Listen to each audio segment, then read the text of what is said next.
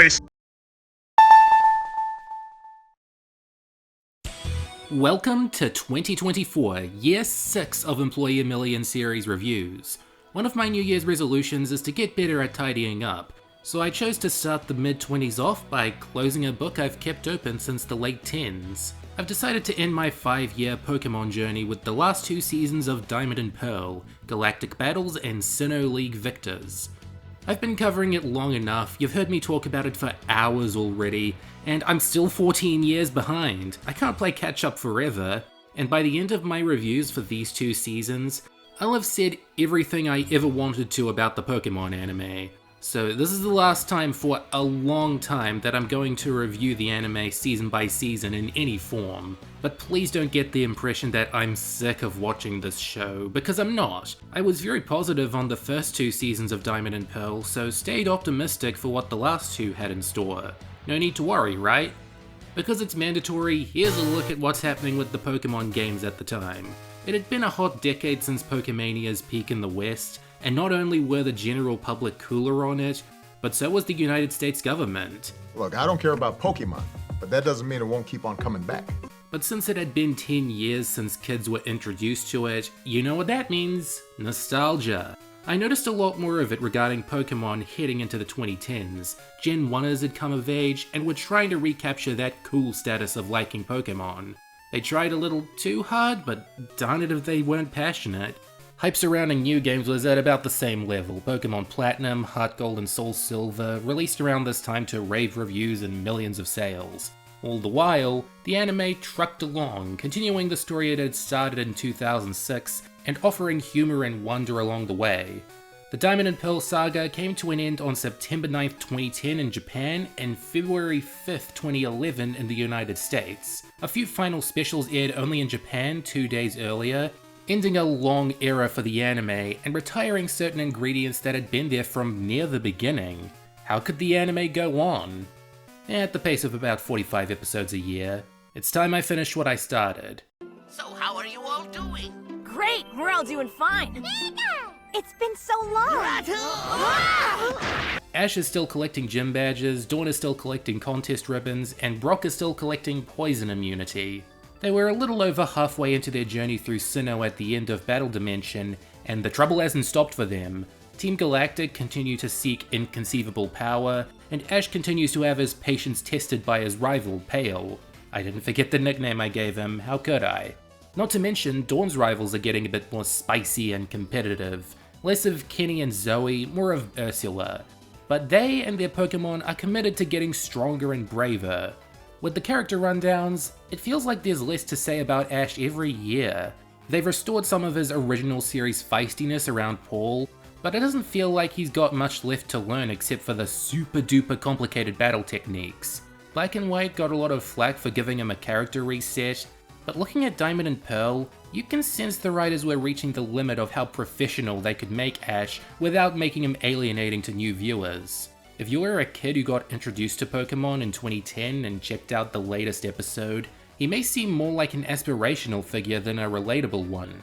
Speaking as someone who took the time to watch all the first 13 seasons in order, I was happy with how smooth his character development had been. Dawn's a lot newer to the group, and even she feels like she's moved forward quite a bit, and not enough to feel alienating to newcomers. Questions they posed about her at the start of the new series get answered, and it's cool whenever her mother checks in on her progress. You've got a character that seems truly proud of her child's progress, which Delia had done for sure, but far less consistently. These are the last seasons to star Brock, and the writers must have decided that pretty late because his stories are mostly told in the final year. You get a big jolt in Brock content, like they were willing to make the most out of him while they still had him around, and I believe they succeeded. Team Rocket continue to follow Ash around and try to steal Pikachu any chance they get, but thankfully during these times, they got tired of some of the once-an-episode gags. They don't recite their motto as often, as if they think they've got enough material to not need to extend the runtime, and aren't as bumbling as they were in the Johto and Hoenn days. The good thing is that the dumber they are, the dumber Ash and his friends are for falling for their tricks, so it's good to see they're trying for a more even balance. Team Galactic still trounces them as the most threatening Pokemon gang in the region, even teaming up with Pokemon Hunter J to get closer to this era's legendaries, Dialga and Palkia. While the games go into more detail, they're the Pokemon in control of time and space, so yeah, Team Galactic's ambitions are very high. I'm happy their arc was able to run for a longer period than Team Aqua and Magma's because that made its conclusion more satisfying. On the hero side of this whole ordeal is a detective, the Looker. He looks like one of the doctors from Doctor Who, you know that's good enough for me. Dawn's assortment of rivals is more fierce at this point. Zoe and Kenny are still friendly, but we've also been recently introduced to Ursula.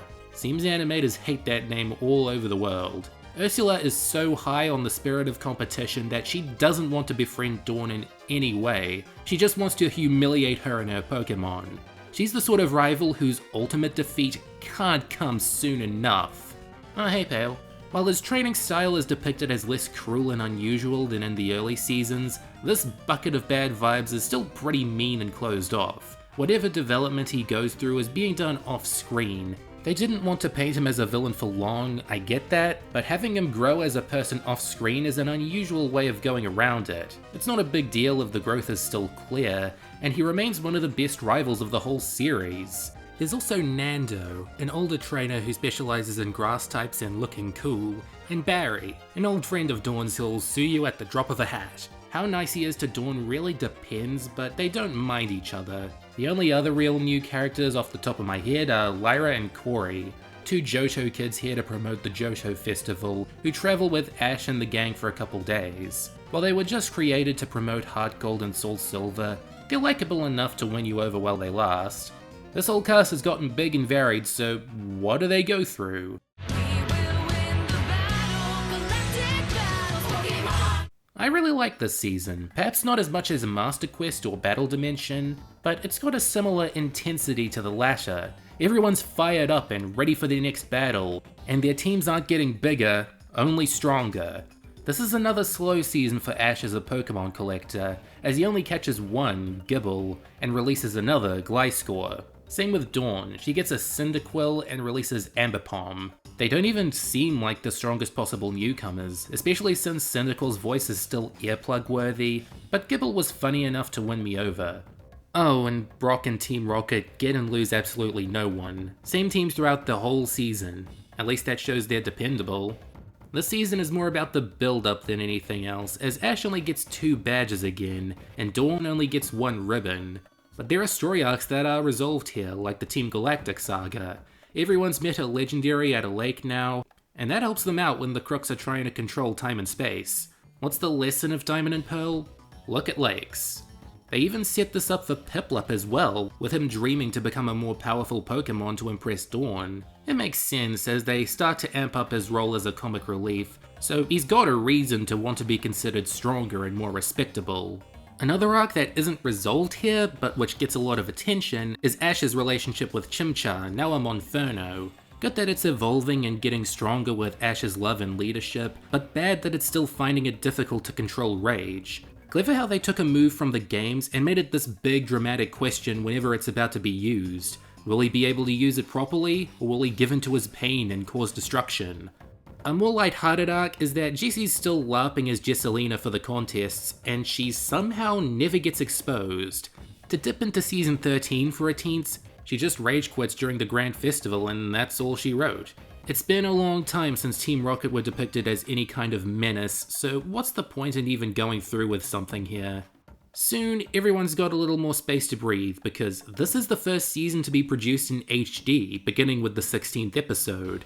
It took a few weeks for the boarding team to figure out the best ways to frame certain shots, as some almost look like 4x3 episodes letterboxed to 16:9. But at the midway point of the season, they get over that growing pain, and the show has never looked better so far. It's still spectacular how quickly the team at OLM could turn these out, with the complex battles and CGI still getting more ubiquitous. Galactic Battles was the final season to air in 2009, with this finale airing in Japan on Christmas Eve. I thought it would be right to then return to the first episode to air in the 2000s, New Year's Day 2000 no less, and I was taken aback. It was the same show, but so different. It reminded me of everything both the English dub and anime in general had lost over time. Misty, the 4Kids cast and music, 4x3 cell animation, Who's That Pokémon, the karaoke segment at the end. Even the way the To Be Continued slide was formatted now felt so distant and nostalgic to me. Well, it's sad to look back and see how many flourishes from the original series had been stamped out by the march of time. I'm still happy these elements were in dozens, maybe hundreds of episodes, and that they're the ones newcomers are most likely to check out. And I was still liking where Diamond and Pearl was taking me, so with that little shot of confidence that the Pokemon anime can evolve, I headed into 2010, which houses the final season I ever plan on covering in this review format.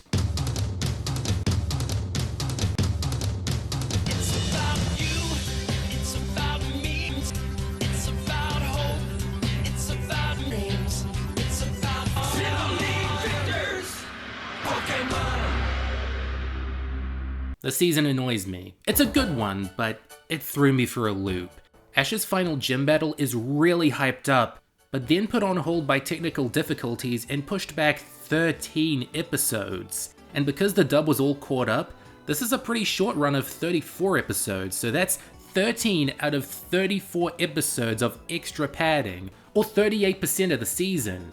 It's a bad coincidence on the part of the original creative team, but still affects my enjoyment of Sinnoh League victors. Diamond and Pearl had been quite well paced up to now for only being set in one region for 4 years. The camp from Battle Dimension and Johto Festival and Galactic battles were natural. This wasn't.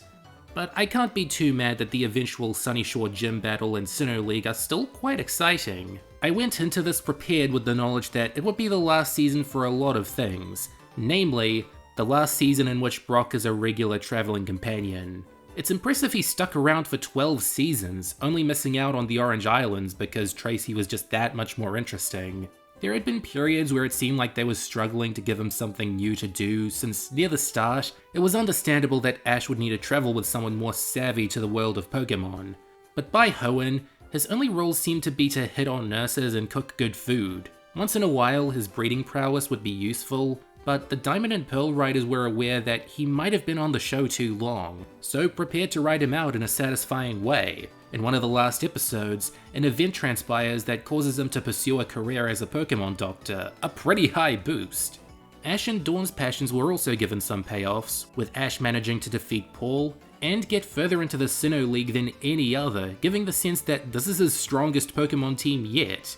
As for Dawn, we finally learn why Kenny calls her Dee Dee, see her collect her 5th ribbon, defeat her own meanest opponent, Ursula, and make it to the finals of the Sinnoh Grand Festival. Her adventure may not be the one the narrative puts the most focus on, but this was cool to see the build up to. I'll say, I thought the final 2 specials were fine. Not great, but not useless. I don't know how they should be classified though. They didn't bother dubbing them since Pokemon Chronicles had ended by then, but it's the same sort of catch-up adventure, and all too familiar for Brox's special. I can't say I was disappointed. For Year 6, I want my best and worst lists to be more uniform than before, so they'll all be in multiples of 5, starting next video. Sorry, there was one I had to sneak on. Where no Togepi has gone before may not make any sense, but it goes in such a bizarre direction and has such an interesting take on Togepis that I had to mention it. This is a good frame still. Dawn of a Royal Day was my favourite of the contest episodes, and your typical Prince and the Pauper plot, where Dawn apparently looks a lot like this Princess Salvia. Shenanigans ensue, and the Togepi evolutionary tree is quickly done justice. The Brockster is in has him at his most serious and no-nonsense. He doesn't even flirt with Nurse Joy for most of the story, despite it being a medical episode, and a great one that puts him on the right path and gives him a last hurrah. An old family blend is a familiar premise by now. Ash is preparing for a big battle, so get some of his old Pokemon together as a reunion. The adventure's a bit goofy, but I liked seeing these characters again. The Treasure Is All Mine is about a treasure leading to something James hid when he was a... Oh no way! Jezebel? They brought Jezebel back after 11 years? Holy matrimony. Oh, it's just as funny and touching as the last one. I'm so glad I sat through that 570 episode gap. Saving the World from Ruins has some exciting action for what is another build-up episode, showing Team Galactic attain a magic key. I'm hyped. A real rival rouser and battling a thorn relations make for one of the longest battles in the Pokémon anime, not even counting the first part, which is mostly build-up. It's the definition of satisfying, seeing Ash pull out all the stops in this ultimate face-off with Paul, and it had something I wasn't expecting. Paul being impressed by Ash's newfound strength in the heat of battle, not just that he's gotten stronger in power and strategy. I was wondering if Ash was learning something new throughout the Sinnoh arc, and there it is. It was also hard to leave the climax of the Team Galactic arc off, let alone out of the top 3. Unlocking the red chain of events, the needs of the 3, and the battle finale of Legend. This is all a way more satisfying conclusion to this era's gangster arc than Hoenn's. Not that that was bad. Ash, Dawn, and Brock all feel like they have a place in the most time-space bending adventure yet. At least in the show. I'm sure the movies have gotten bigger and grander than this by now, but having a taste of it in the show was incredible. Hats off to everyone who somehow got this done in a matter of weeks. But it wasn't this good all the time. This run had its share of run-ins, so I'll just whine about 5 more episodes then get on my way. Gone with the Windworks is a Cyndaquil episode that heavily features Cyndaquil and its shrill voice. While it's cool they revisited some Johto iconography, I'm not cool with them emphasizing one of my least favorite things about an otherwise pretty good Pokémon. Pokémon Heatran Rescue was when I got tired of them throwing Pokémon ranges at me and expecting that to be a big deal. Sticking with Who You Know is about some kind of magnet that propels Pokémon together in a warm embrace. I don't find it funny or creepy, just weird and random, but I get how others may get an impression of it. The battling Tower of Sunyshore takes all the wind out of your wings. It had already been too long since Ash's last battle, and now you're going to delay it still? Just a disappointment, no matter how interesting the actual plot is. Battling acute drama is the worst of this bunch, and there's little competition. I don't enjoy Marilyn's performance enough to ever want to revisit this one. The message is fine, in that only focusing on one aspect of Pokemon to like can be closed-minded, but the way they went around delivering that message was quite annoying. This was an especially picky selection because these still add to what I think is the strongest series of the Pokemon anime. I'd rank Galactic Battles as my 3rd favorite season, and Sinnoh League Victors as my 7th favorite, smack dab in the middle of the rankings. I fear I'm running out of things to say. This part has already been quite short. I think if you've made 7 reviews of the same series, there's less you can really do or add to the discussion. I didn't have to spend much time lengthening the history section or elaborating on points that need it, because you know by now what I like and don't like about the Pokemon anime. That's why I have no plans on reviewing Black and White. I think you'd know it'll be more of the same. But if you're still interested in what I think of it, I can oblige. Someday in the future, I'll watch through it and make one off-the-cuff vlog offering my thoughts on it. No editing, just my face and voice rambling about a Japanese children's cartoon. But I won't do that for a while, because Diamond and Pearl has definitely satiated my appetite for Pokemon for a long time. Happy catching.